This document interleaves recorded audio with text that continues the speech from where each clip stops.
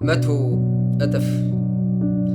ዘፍጥረት 26:12 ይስሐቅም በዛች ምድር ዘርን ዘራ 100 እጥፍም አገኘ። በዛች ዓመት 100 እጥፍ አገኘ። ክብር ለእግዚአብሔር ይሁን። ይስሐቅ 100 እጥፍ ማግኘቱ ምንድን ነው የሚያስደንቀው? ያ ዘመን መጀመሪያው 100 እጥፍ የሚገኝበት ዘመን አልነበረም። ለምን? ቁጥር 1ን አንብቡ። ቁጥር 1ን ስታነቡ ከአባቱ ከአብርሃም ዘመን በከፋ ሁኔታ ረሃብ፣ ድርቅ ተከስቶ ነበር በዛች ምድር። ረሃብ፣ ድርቅ ተከስቶ ነበር። ስለዚህ ከረሃብ የተነሳ የነበረበትን ቦታ በተወሰነ መልኩ ለቆ ወደ ፍልስጤም ንጉሥ እስኪጠጋ የደህንነት ዋስትና እንዲያገኝ ማስፈቀድም ስለሚገባው እና 25-30 ኪሎ ሜትር ያህል ተንቀሳቅሶ ወደ ፍልስጤም ንጉሥ ተጠጋ እና ይስሐቅ በዛ የድርቅ ዘመን ዘራ። ሌላ አስደናቂ የሚሆነው ይስሐቅ የአርሶ አደር ልጅ አይደለም። እሱም አርሶ አደር አልነበረም፣ ዘሮቹም አርሶ አደር አልነበረም። ታስታውሳላችሁ? ልጆቹ እንኳን ወደ ግብፅ ምድር ሲገቡ አርብቶ አደር መሆናችሁን ተናገሩ፣ የተለየ ምድር ይሰጣቸዋል ብሎ ዮሴፍ በዚህ ምክንያት የተለየ ስፍራ ሲሰጣቸው አርብቶ አደርም ስለሚናቅ ግብፅ ከህዝቡ ራቅ ብሎ ሌላ ምድር ነው የተሰጣቸው።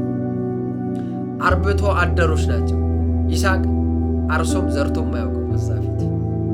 ፍልስጤማውያን ግን ያርሳሉ እና እዛች ምድር ገባና ምናልባት ያመኑ ተስፋ ያልቆረጡ በጣም ጥቂት ፍልስጤማውያን ሲያርሱ አይቶ ይሆናል።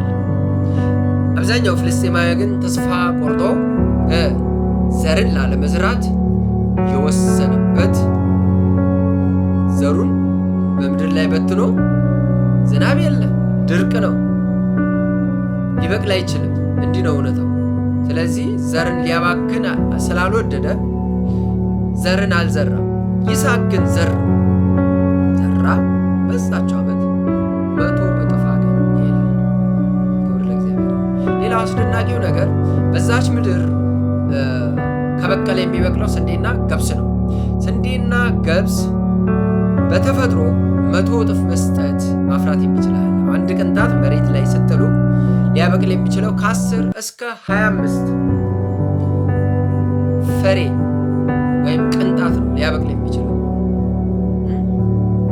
ስለዚህ አንድ ኩንታል ስንዴ ወይም ገብስ ከዘራ መሬቱ ዝናብ እየዘነበ ከሆነ አየሩ ጥሩ ከሆነ ከ10 እስከ 25 እጥፍ ሊያገኝ ይችላል። በጣም ለም ከሆነ በጣም ጥሩ የአየር ሁኔታ ካለ ደግሞ እስከ 50 እጥፍ ሊያገኝ ይችላል። 100 እጥፍ ግን ሊታሰብ ይችላል። ስለዚህ ይስሐቅ 100 እጥፍ አገኘ። ሰርቶት የማያውቀውን ነገር ድንገት ልሞክረው ብሎ ይሆናል። ግን በዚች ምድር ጠብቀኝ ያለውን ጌታ ታዟል። አመነው። ያ ጌታ ወደ ግብፅ እንዳትወርድ በዚች ምድር ከጥቂት ጊዜ በኋላ ባርካ ያለውን ጌታ ታምኖ ቁጭ አለ። ማድረግ ያለበትን ሳይዘናጋ አደረገ፣ ሰራ። እንደ ሀገሩ ሰዎች 100 እጥፍ። ክብር ለእግዚአብሔር እና እግዚአብሔር ይስሐቅን ለመባረክ የሀገሪቱ ሁኔታ አልገደበው። የወቅቱ ዝናብ አለመዝነብ፣ ድርቅ መሆን አልገደበው።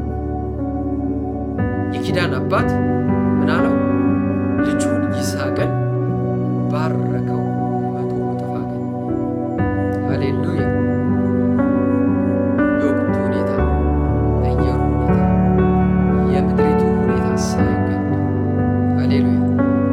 መጽሐፍ ቅዱስ እንዲህ ይላል በገላትያ 3:29 ላይ በክርስቶስ ከሆናችሁ የአብርሃም ዘር ናችሁ። ደግሞ በክርስቶስ ከሆናችሁ የአብርሃም ዘር ናችሁ። ሃሌሉያ። ወረድ ብላችሁ ስታነቡ በመሐላ እፈጽማለሁ ይላል።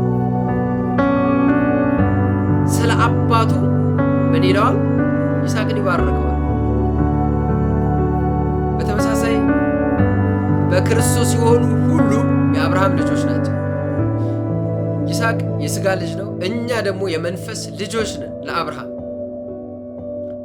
መጽሐፉ እንዳለው ገላትያ 3:29 አንብቡ እያለሁ። ስለዚህ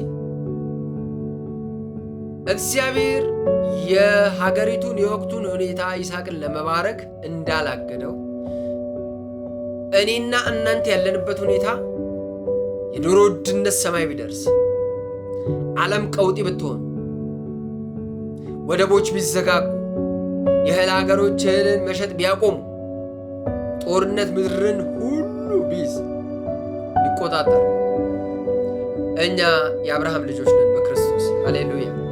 በክርስቶስ ስለሆነ የአብርሃም ልጆች ነን። ኪዳኑ ይጠብቃል እግዚአብሔር። ስለዚህ በምን አይነት ሁኔታ ነው ያላችሁ ቅዱሳን? በማይመች ሁኔታ ምን እበላለሁ፣ ምን እጠጣለሁ፣ የቤት ኪራይ ምን እከፍላለሁ፣ ልጆቼ ትምህርት ቤት ኬታ አመጣለሁ እያላችሁ እግዚአብሔር እናንተ ያላችሁበት ሁኔታ አይገደውም። ኪዳኑን ነው የሚያስበው። ብቻ እንደ ይስሐቅ ታመኑ እና ዝሩ። እየተማራችሁ ነው፣ እየሰራችሁ ነው፣ እያገለገላችሁ ነው። ታምናችሁ ዘርን ጣሉ እና የኪዳን ልጅ መሆናችሁን ደግሞ አወጁ። እግዚአብሔርን ጠይቁት። ይስሐቅ ዛሬ የለም፣ እኔ ነኝ ይስሐቅ። ስለዚህ በአብርሃም ቤት በረከት፣ በይስሐቅ በረከት ልትባርከኝ ይገባል። በቃሉ ልንይዘው ይገባል። እረፍት አትስጡት የሌለ መጽሐፍ ቅዱስ ኢየሩሳሌምን እስኪያጸና እረፍት አትስጡት። መጠየቅ ያስፈልጋል። ኪዳንን ማሰብ፣ ስልጣንን፣ የልጅነትን ዋጋ ማሰብ ያስፈልጋል። ክብር ለእግዚአብሔር። ያለንበት ሁኔታ እኛን ለመባረክ እግዚአብሔር አይገድም። እነዚህ የኑሮ ውድነትን ሁሉ አልፎ ታዳጊ ያለ መሆናችንን ሁሉ አልፎ የምንዘራው የምናጭደው ባይኖር እነዚህን ሁሉ አልፎ እግዚአብሔር ሊባርከን ይችላል። ክብር ለእግዚአብሔር ኪዳኑን ስለሚጠብቅ።